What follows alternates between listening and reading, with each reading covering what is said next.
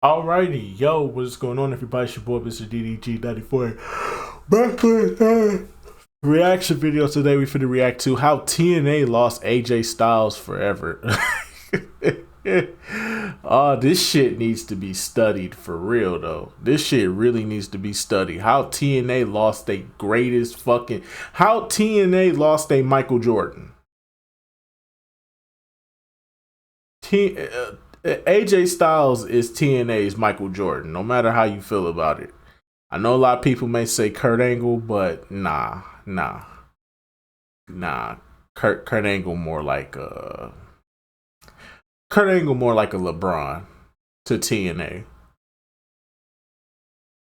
This was a homegrown talent. This wasn't a WWE takeaway talent. This was a homegrown talent. AJ Styles was TNA's Michael Jordan. And they lost this nigga forever, bro. They will never get this nigga back, bro. That's sad, bro. But anyway, so without further ado, man, let's get right into it. From the very beginning, AJ Styles carried TNA on his back. He'd been there through the ups and the downs, and in 2013, it seemed unthinkable that he'd ever leave the company. But even the most loyal wrestlers have their breaking point. For AJ, it was about bad creative decisions, bad financial decisions, and being disrespected. In today's video, we're looking at how TNA lost their greatest homegrown talent and how that became the best decision of AJ's career. AJ Styles always felt like a homegrown TNA star, despite getting his start in Ring of Honor. Back in 2002, WWE came knocking and offered him a developmental deal, but it would have meant him moving across the country, which he wasn't willing to do at the time, so he decided to turn down their offer. It was just a couple of months later, and TNA was launched, and Styles became one of the most popular wrestlers on the roster. His matches against the likes of Samoa Joe and Christopher Daniels in the X Division were breathtaking, and there was no way he'd have been having these kinds of matches in WWE at the time.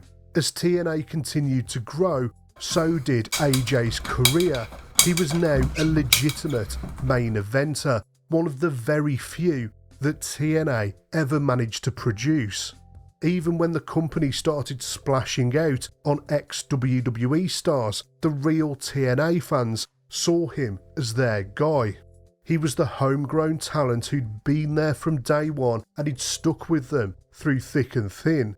But things were about to change in the company. When Eric Bischoff and Hulk Hogan arrived in 2010, there was optimism from the locker room, and AJ was optimistic too.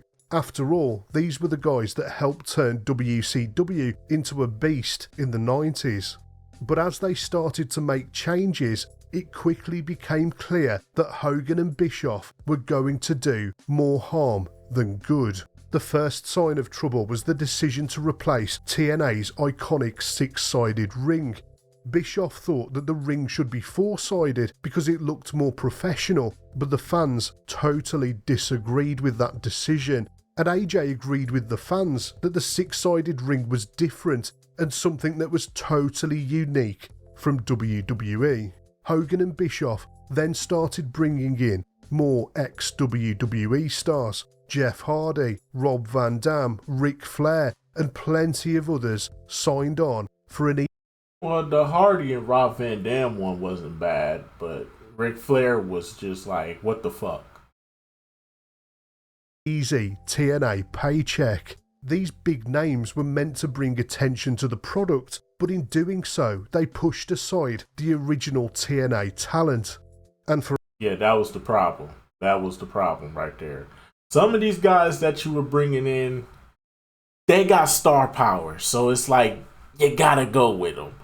But some of the guys like Mr. Kennedy, like, nah, Chief, nah, you ain't had to push them to the side for Mr. Kennedy, bro.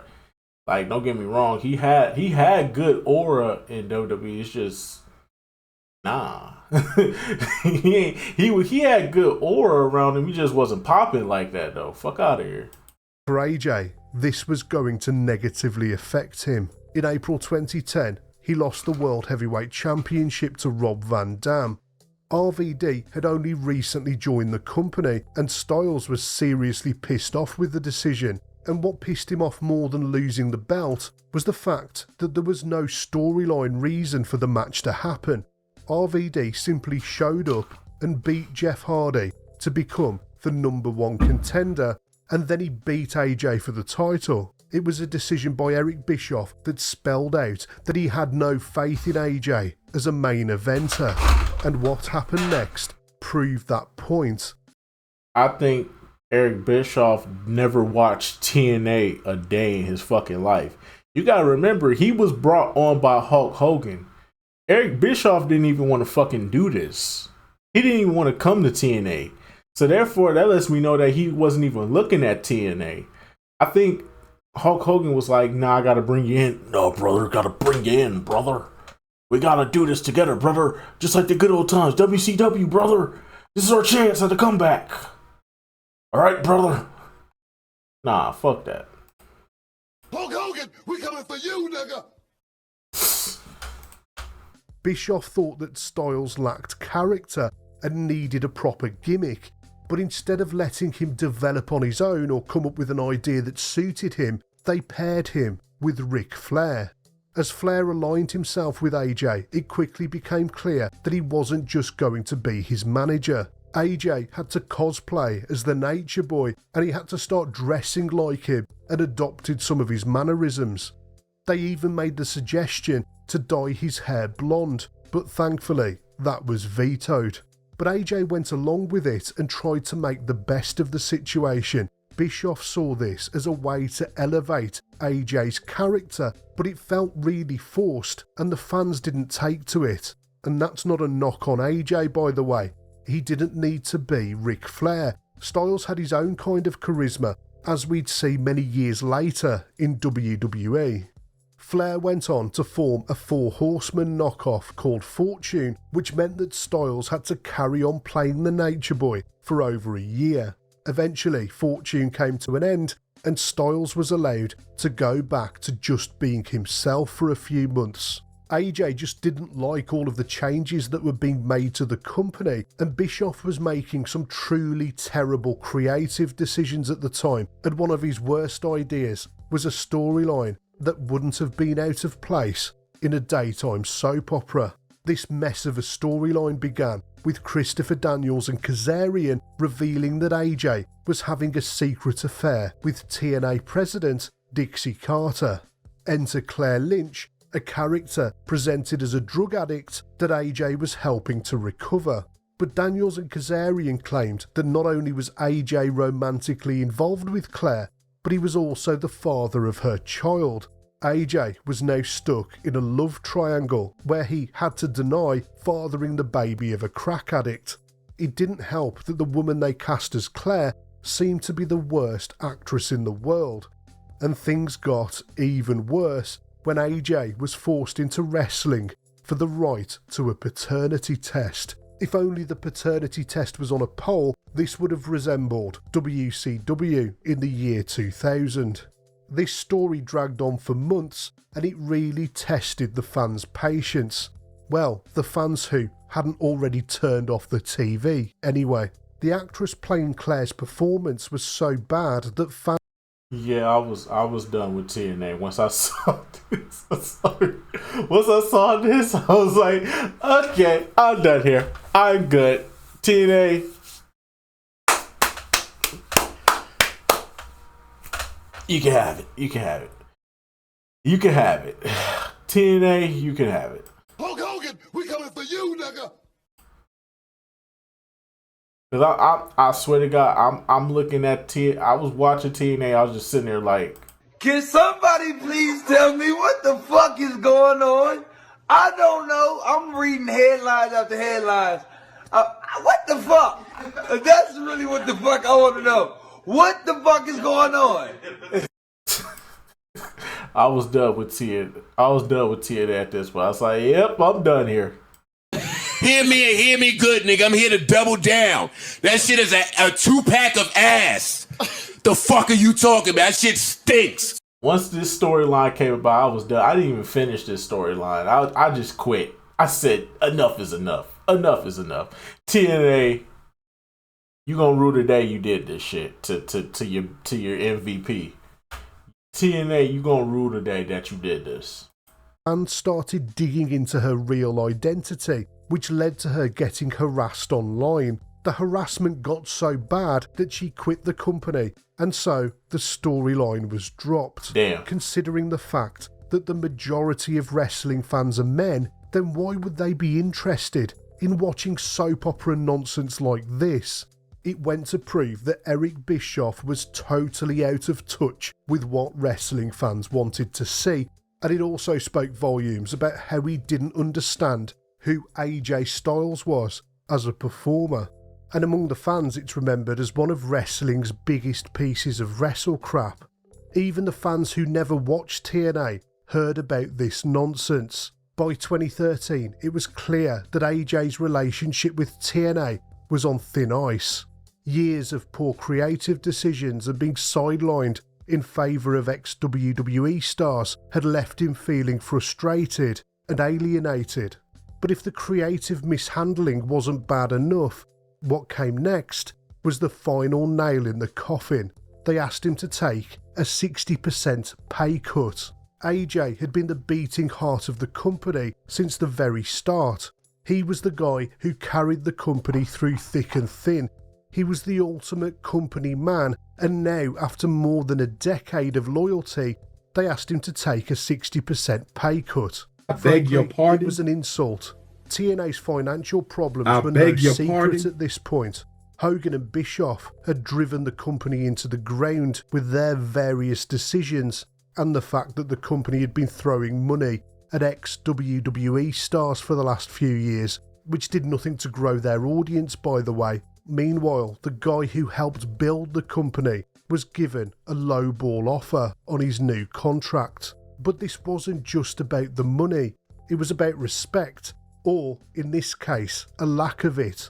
In December 2013, after contract negotiations broke down, AJ decided enough was enough and he quit TNA. That would have been unthinkable just a couple of years before. The frustration got too much for him.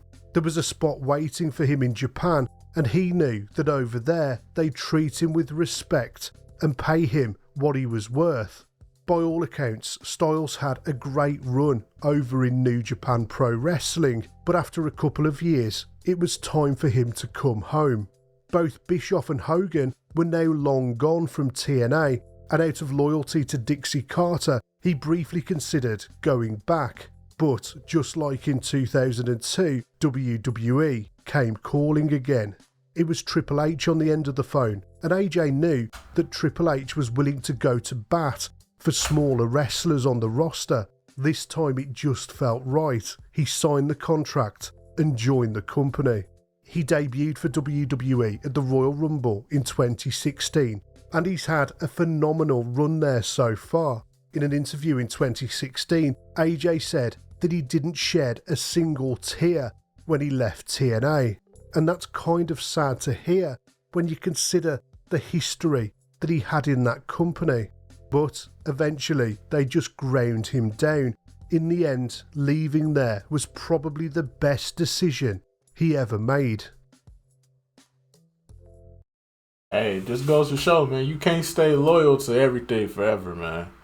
Can't. Staying loyal to shit will only drag you down further, bro. At some point, you just gotta say no, and you gotta choose your own path. That's real life. Sometimes you just gotta choose your own path. Sometimes it's okay to choose. It's okay to choose you.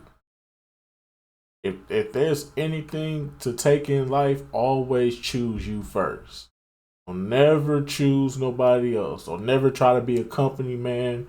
Don't never try to be a person for the people. Always choose you first. Because if you try to stay loyal to something or someone else and not do better for yourself, you just hurting yourself in the long run. But anyways, though, that's just gonna about do it for this one. I don't have any. Hey, I don't feel any type of way about it, dog. I'm happy that AJ Styles has moved on. Consider the fact he just came back. He just came back.